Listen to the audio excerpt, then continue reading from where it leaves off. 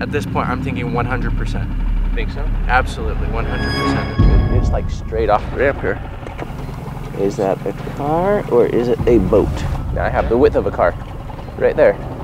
And you have wheels on it. There's wheels, 100% there's wheels, that's a car. Hey Dan, I believe I've got a car for you. This one has never been identified before. Holy crap, Carson. The closest, deepest body of water.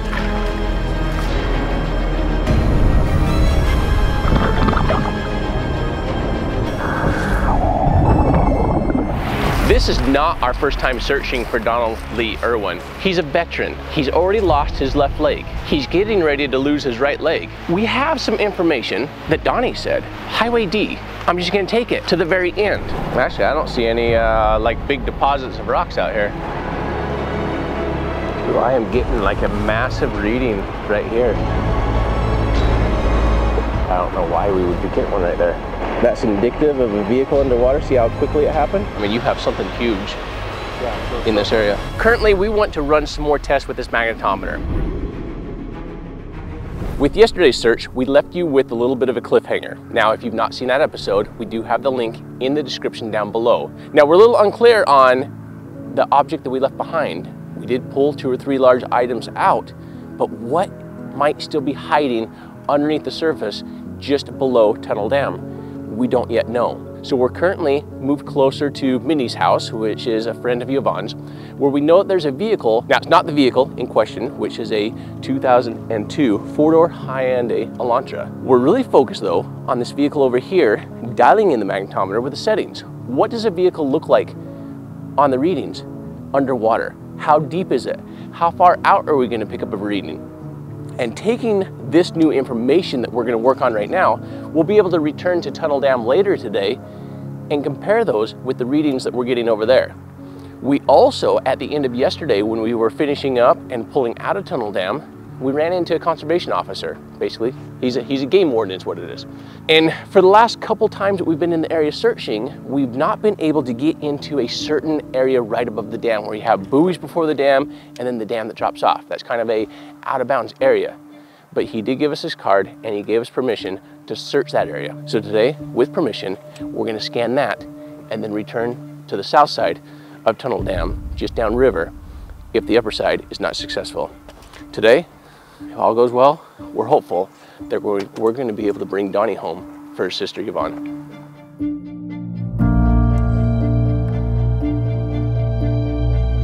For families who have all but given up on finding their loved ones, this team is a last hope.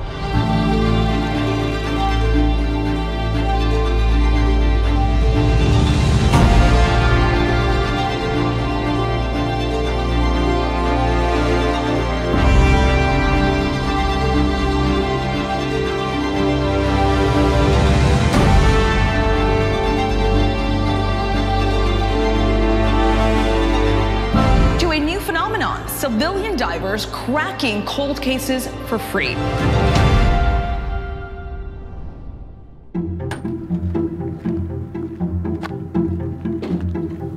So what I want to do first is we'll put this boat in the water first. Yep. I'll go find it and mark it, the car, and then we'll get the magnetometer one set up on this one, and then we'll head back out and do some testing with it and get it all dialed in. And then while I'm out with this boat, I'll have you finish stripping the other boat and then set the mag up on that one, and then we'll change over the motor only, as well as this battery with one more battery.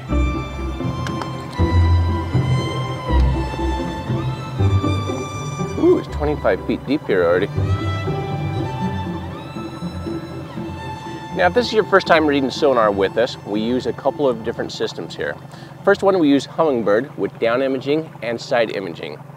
When you look at the depth here, 25 feet, it's going to correlate with anything that's in black on the graph here of 25 feet.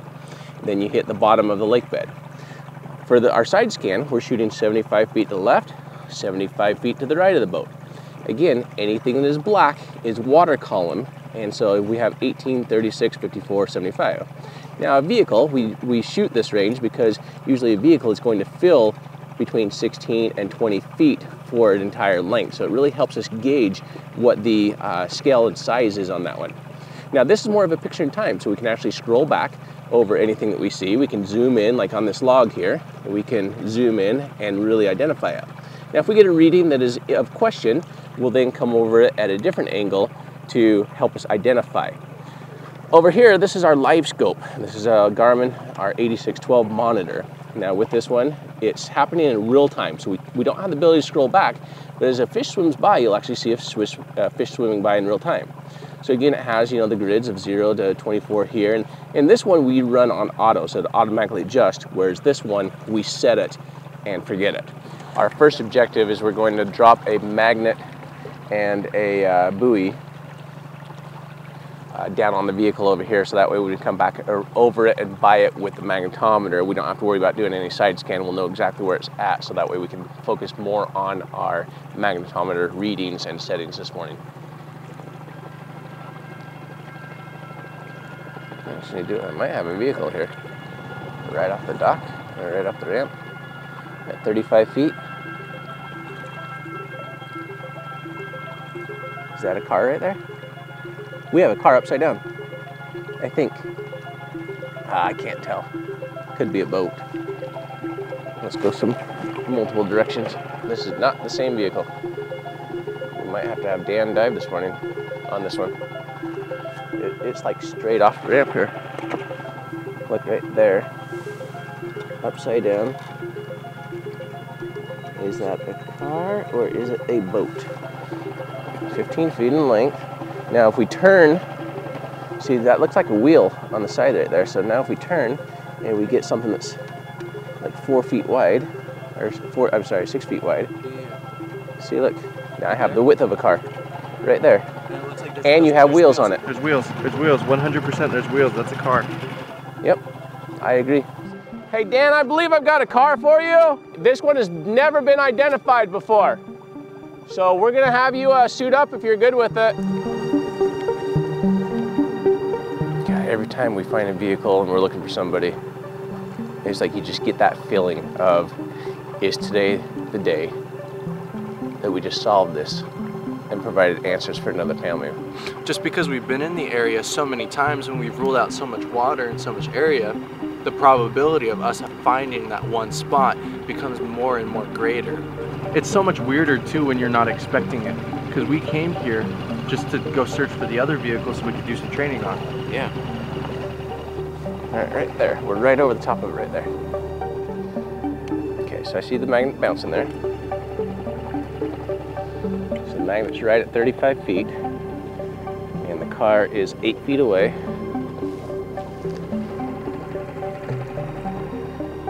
We should be right over it right there.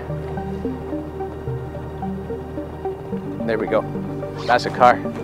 We are on it. That is insane. What I want to do is I want to mark this, and then let's put it on forward instead of straight down, and we'll grab some shots a little bit further out with live scope and see what we can pick up on. All right, so now then let's change this to forward.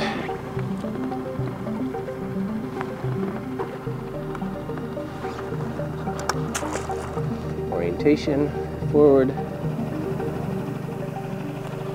All right, so let's go read this differently.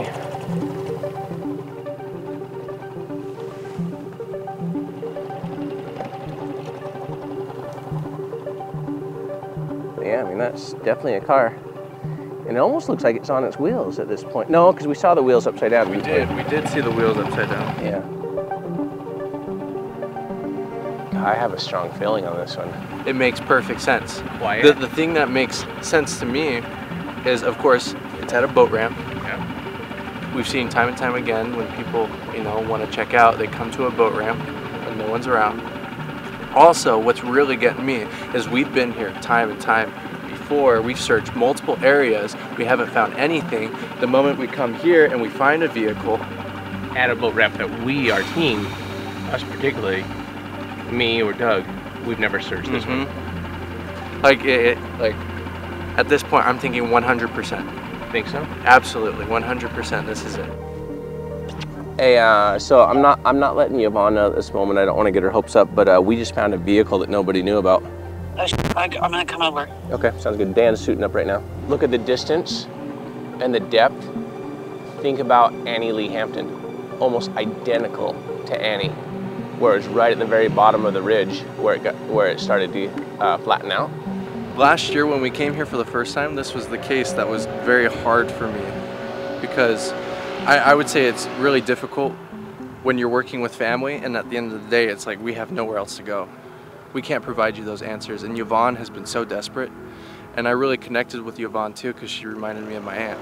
When she talked to Donnie every single day, you know, and not just as a brother, but then we also have the, you know, a veteran, you know, part of the 22 per day. You know, he's already, you know, one leg is already amputated, his left leg, he's getting ready to lose his other leg.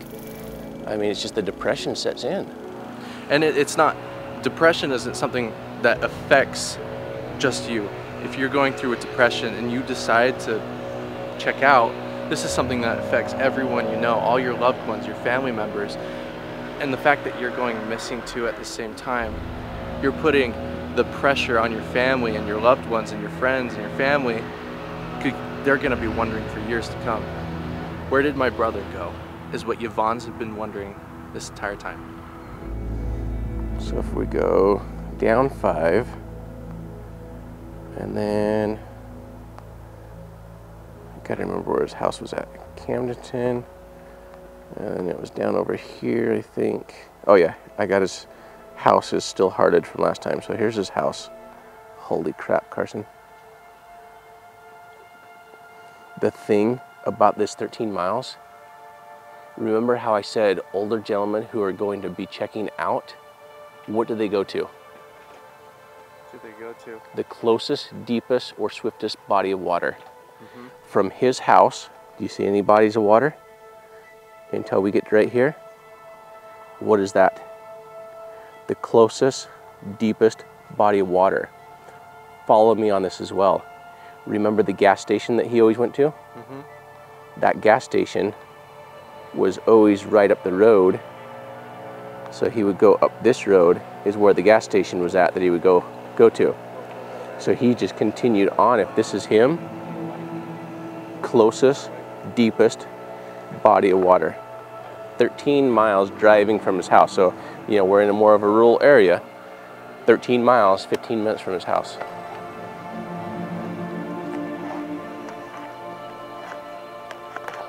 That just makes it even deeper. First thing is to observe the positioning of the vehicle, whether upside down on its wheels, access to number plates. If no access to number plates, then badges.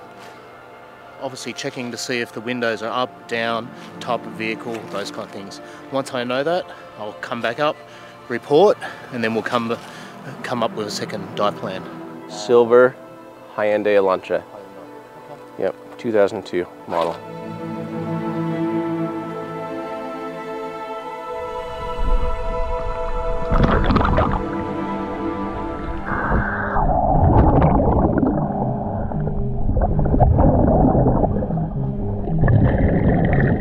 Okay, sonar says 30 minutes and 44 seconds.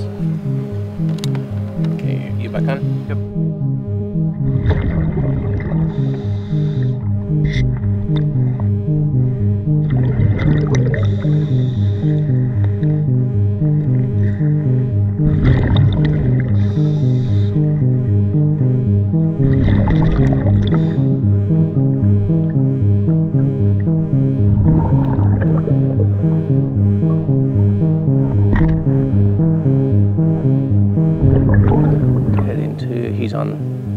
He's checking the windows right now on the side.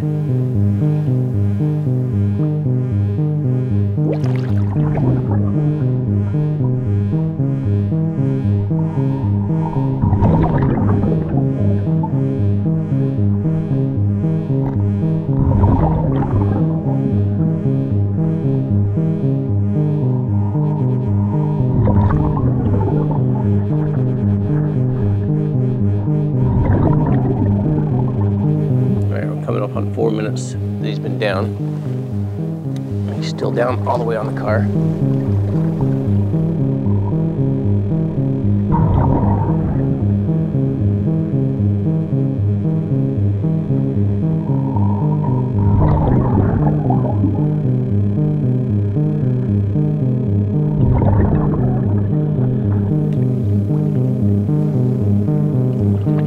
I feel like he wouldn't still be down there if this wasn't our car.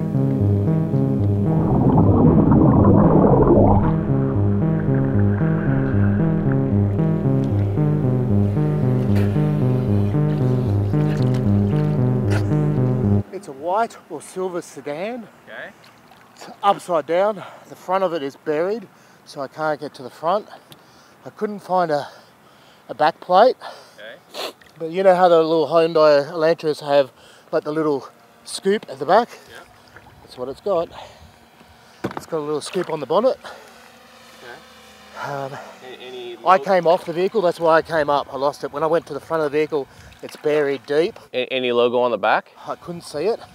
But as I said, I was just working my way around and I lost it, so that's why I came up. Okay. But it's white or silver. It's a sedan. I gotta remember which is your driver's and what's I think passenger side window's blown out. Okay. Front window. I haven't been able to get to the front ones because it's too buried. Okay. So I'll go back. Yeah, see if you can find an emblem on the trunk. And you say scoop on the back? Like a fin or what? So, in my memory with the Elantras, it's not a straight bonnet. It just scoops up a little bit at the back. So it's not like a trunk fin, just a little scoop. Yeah. Okay, I'll look it up. Trunk sedan sports spoiler. That one kind of has one that's built in. No, that's still a fin. Yeah, I have no idea.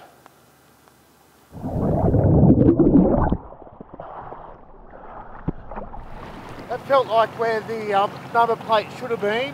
Okay. I think there might be a bit of plate left. Part of a plate? Part of the plate. I'm gonna go change Okay. the bottle over. All right.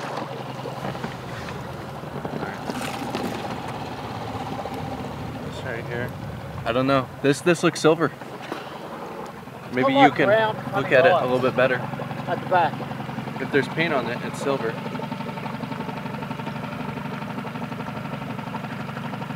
I can't tell. But I feel like this is older though. Yeah. I don't feel like that's only 9 years underwater.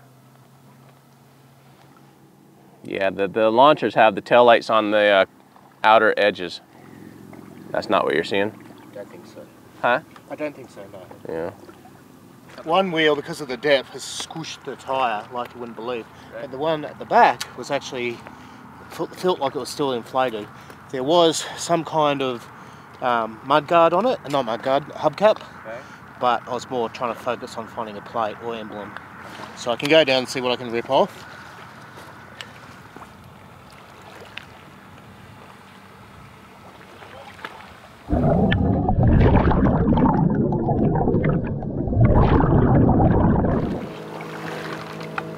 Definitely not his car. Okay. It's actually got a spare wheel on the back. Oh, what was that?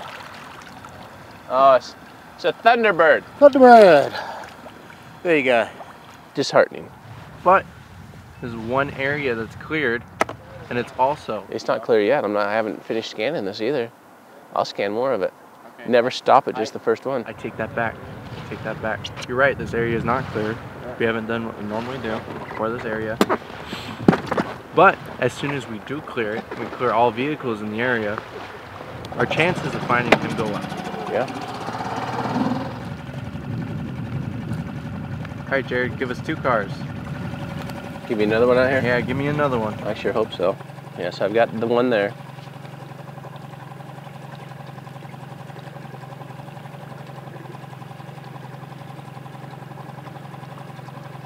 Oh wait, I might actually have another one. You're joking. No, I'm not joking. You're joking, dude. You're absolutely joking. No, I'm not joking. I have to go scan it and identify. You see something.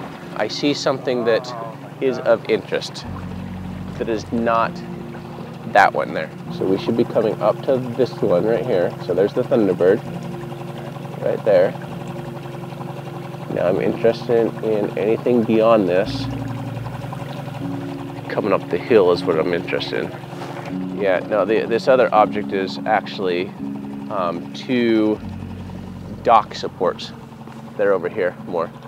Okay. And the way that I was scanning it as we were heading out, they were in line, so they appeared as one. But it's a nice, clean, flat bottom. So if there's a vehicle down there, it's going to be easy for us to spot.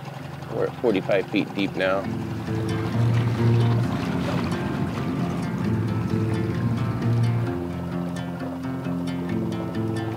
Yeah, real clean bottom, but like I said, we'll keep scanning each one of these and then go find that other car over there. Boom, right there. I found it. Let's see if there's another one down here. So we're at 41 feet here. Is that a real bird? That's a real bird, look at him. That's a buzzard. I've never seen a buzzard just sit there and spread eagle.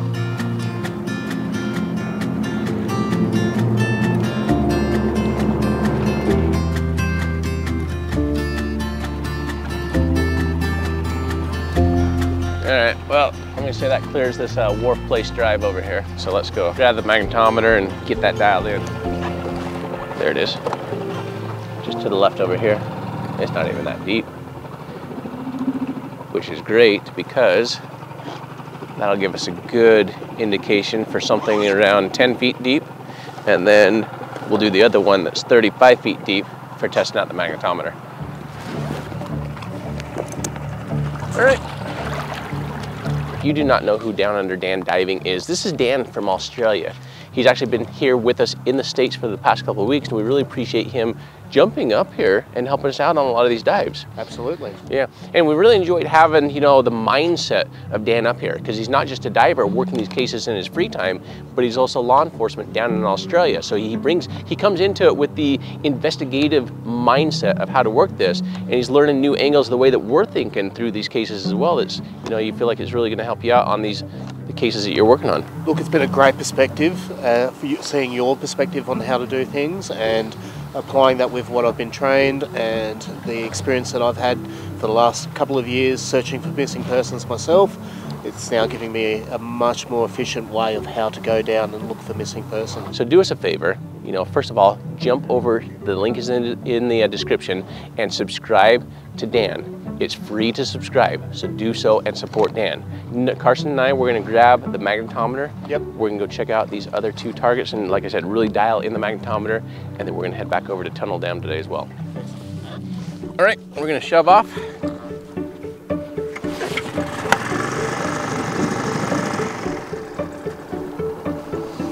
All right, so we can go out past this buoy here, and our other buoys. Go with a semi-tune. So now we should start picking up new coordinates now. As we start to move, let's start moving and see what we pick up on our map, if it's working properly. Okay, so now we now have some tracks that are starting. So now let's head over that, being that it's 35 feet deep, and see what we pick up on. Actually, let's go do our shallower one first. Yeah, the other thing we have to remember is we know that we're 40 feet deep out here, and we're floating on top versus doing it as a towfish under the water. So that's why we want to go over, when we know that we're in 20 feet or less of water, over this car and see how it picks up. We want to see how it picks up next to docks. And then after we run those tests, then we'll go over the car that's at 35 feet floating on top of the water versus that will then sink it down below and pull it up off the bottom. Yeah, what's nice about this, Carson, is that I can run without sonar actually on the boat and still know how deep it is here.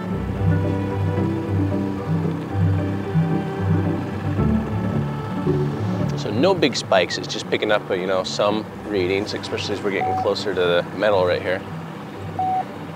Now it's really dropping the closer we get. Oh yeah, it's really reading that.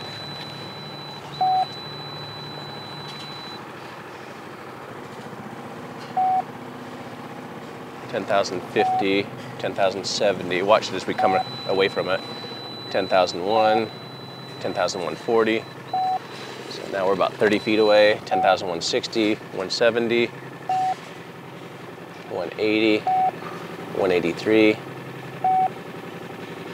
187. So it's still picking it up fairly good at this distance. I'm gonna recenter this because we've moved locations that we have new center readings.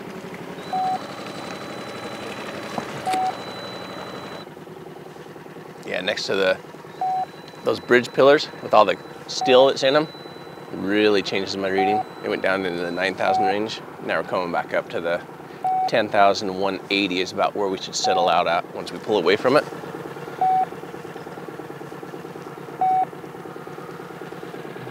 There, so now it's coming back up to normal range.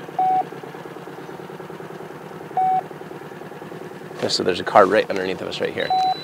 So now we want to see how this reads. So 10,180. Now we drop to, ooh, that's over 1,000 point drop. 1,500 point drop, Carson.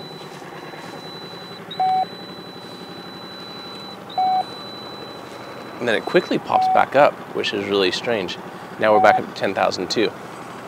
So it's like once the head unit goes over it, then it pops right back up. Now we're at 10.3. Well, that's good though. That's really good. And that's at 16 feet. That's at 16 feet. So we know that we're going to get over a 1,000 point drop in our reading. I mean, like from the surface to the top of the car, it's about 10 feet. 50, yeah, so 10 feet away. Now let's come off to the side of it and see what we get. So we're back to 10.3 right now. Coming back away from the docks. And now we're like maybe, I want to say 10 feet away from the buoy. 10 feet away from the buoy plus 10 feet deep. Watch our reading. It's going to drop into the like 95 range at least. So watch this.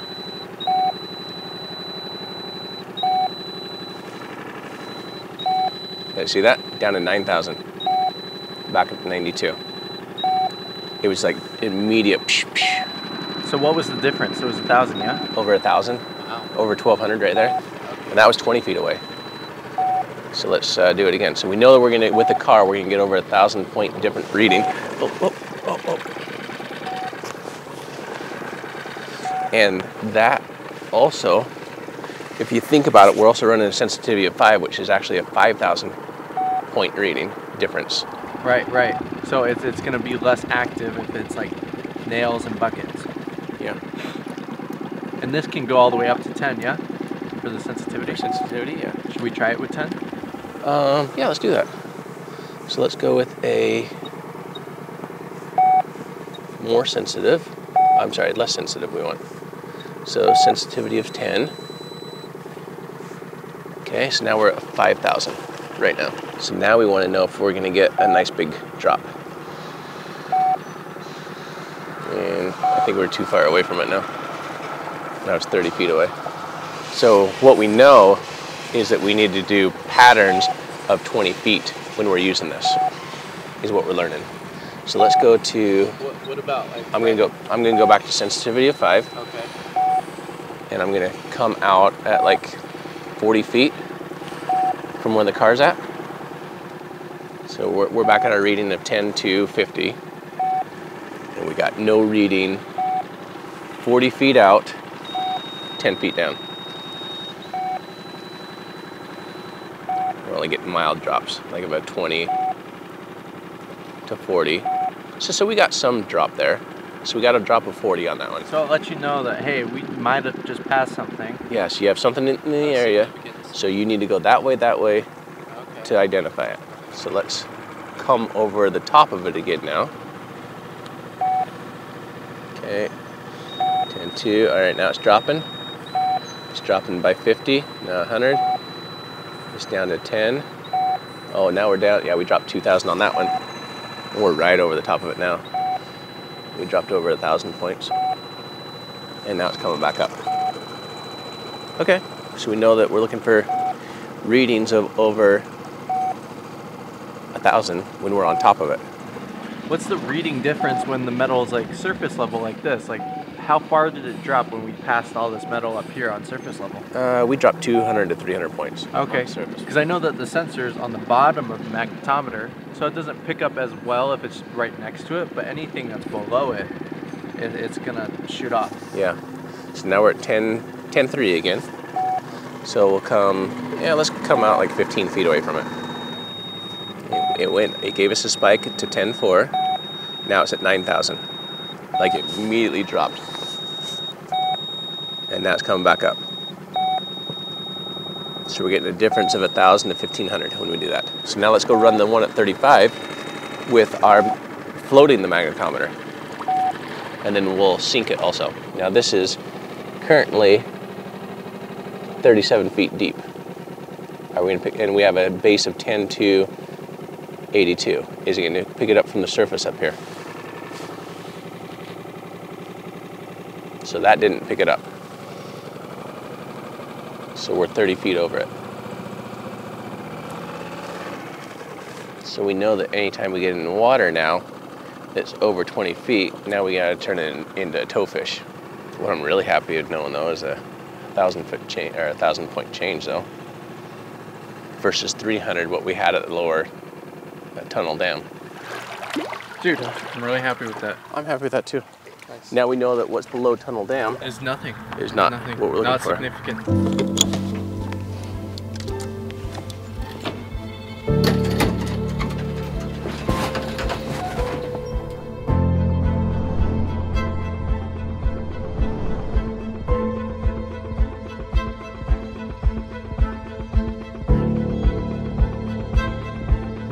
So we are back at the boat ramp, which is above Tunnel Dam.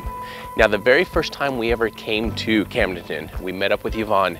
This was the very first boat ramp and location that we really wanted to search. Also, when we came back a few months later, we also came back to this location to continue our search. And then I pulled up Google Earth, like my heart just sunk. I'm like, we did not scan any of this right here. Now, one of the things that I was looking at initially when we came back in the spring was this road that comes up over the top of Tunnel Dam here. Now, once we actually put eyes on it and we walked it, we realized that, hey, with a 2002 Hyundai Elantra, there was no way that a vehicle was going to get itself off of the edge of this dam and into this upper portion, in my opinion. But we cannot rule it out. The other portion of it is over here on the other side. We have this road that comes down from the top. Now, there's a gate up at the very top where there's a kind of like a power station. Okay. Like a substation. Sure. So coming down that road is certainly possible if you have access to that gate or if it was unlocked. Usually, however, we run into, as we're researching these cases, at no point have we really gone and found somebody that went through additional effort to open a gate, to go through a gate. Right. But we continue to learn and we can never rule anything out. As we were pulling out of the lower section of Tunnel Dam over here where we were searching, we ran into a conservation officer and he handed me his card, and I told him, you know, what we were doing down here at the bottom of Tunnel Dam, and he said, well, I don't see a reason why you can't jump in there. He goes, there's actually no signs, is what he said, for the buoys that are there. Restricted access. Yeah. And so he gave us his card. He said that we have permission. We're gonna jump in there right now with the sonar and let's scan the entire area on both sides. Right. Now we have portions of that dirt road that come down as well, right next to that cliff wall. So we wanna focus on that also. Yeah, sure enough, there are no signs that say do not enter this zone. All right, 8 feet deep. I thought it'd be a lot bit deeper right here. There's the road right there. 9 feet, 10 feet, 9 feet. Oh, I thought that was a car right there, but it's not a car, just a big log.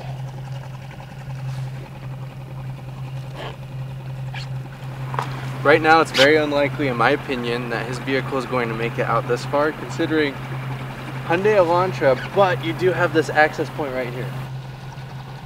Now we have something right over here. On the left, yeah. Right there. Is that a car? I'll come back across it after I cover the dam part over here. Here. So we have nothing up against it here. So we're gonna be really interested on this other side, and then we'll come back across that spot there, but there's a spillway right there. And so really interested in this coming off the wall But again, it's an Elantra. I don't think it's going to come down over those rocks. But we had a potential of something back Over by that road over there. over, right, yeah, right where the road comes off. So I'm getting nothing over here. Now we're 9 feet. Nothing, nothing. Yeah, I have nothing off the side of this. Now we're gonna come up to 6 feet with these lily pads here. Let's go back over to the other side.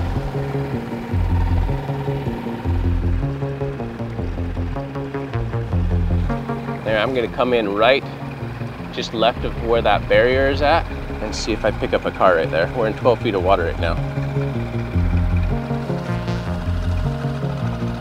No, I don't think it's a car.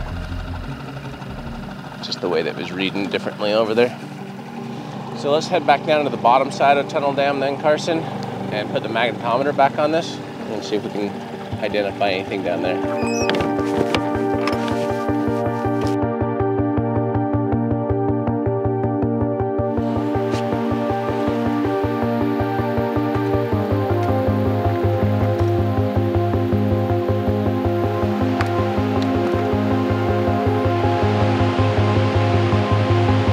So 10,250. Now we should drop here again. We should drop about 200. And further out from shore, it's not dropping. So whatever we have is close to shore there. It's only a drop to 200 max. So in covering that area, we don't have a car.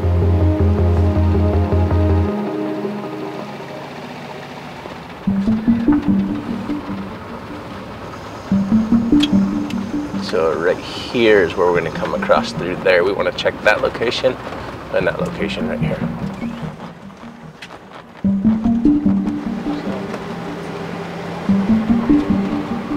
Alright, so this old country road 187 I've had my eye on the last couple times we've been here. If you look at the tree that's actually hanging out into the water there, I have no idea how deep this hole gets right here. You can go right over the edge here in multiple locations, but not just on this side. Once you get down below this little bridge, how deep is that hole on that side as well?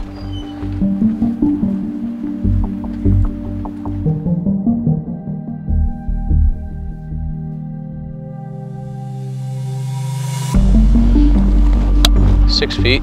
One says 10, one says 6, so and we'll start moving and see what they say. We're 6 feet. It's a lot deeper than I thought already. 9 feet. Nice deep hole. It's actually a lot more shallow on this side than I thought would have been. 5 feet, 4 feet, 2 feet. All right, let's take these off, see if we can sneak through there. I found the bottom.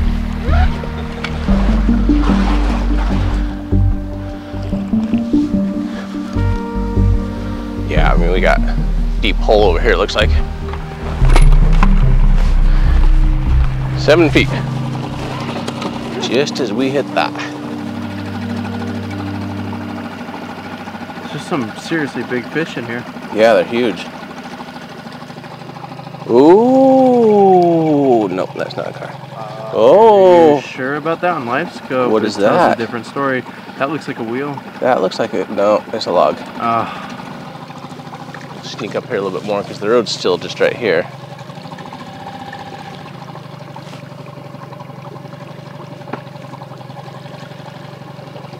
So because of the way that it falls right off, we're going to do a close scan next to the wall that drops off the road here, and then we'll do a second scan on the far side as well.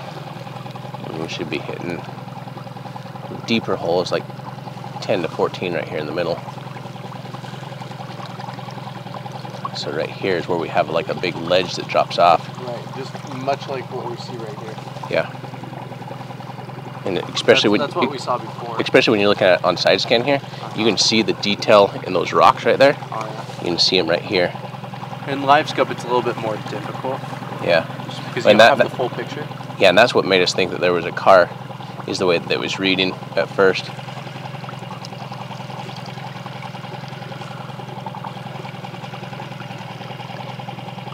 I got got something right there. No, I don't think so. I want to double check that mark right there, but I'm going to say no.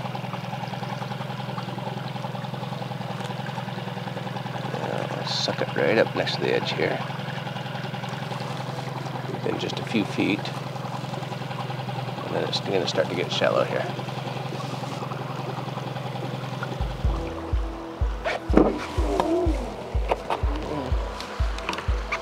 So I'm going to say, out of all of the searches that we have ever done looking for Donnie Erwin here, that these past 2 days so far have been the most successful in identifying where Donnie currently is not. What we're going to do is we're going to continue one more day of searching in the area for sure tomorrow. As we take a look at Wallace Lake, we're also going to be taking a look at some quarries down by is it Lebanon, I believe, just a little bit further to the south, where Donnie's cell phone pinged a few days prior. Tomorrow, Yvonne is going to be joining us again on the search for Donnie. And fingers crossed, as I've said before, I hope that tomorrow is the day we're able to bring Donnie home and give Yvonne the answers she's been looking for the past 9 years. We'll see you tomorrow. Thanks.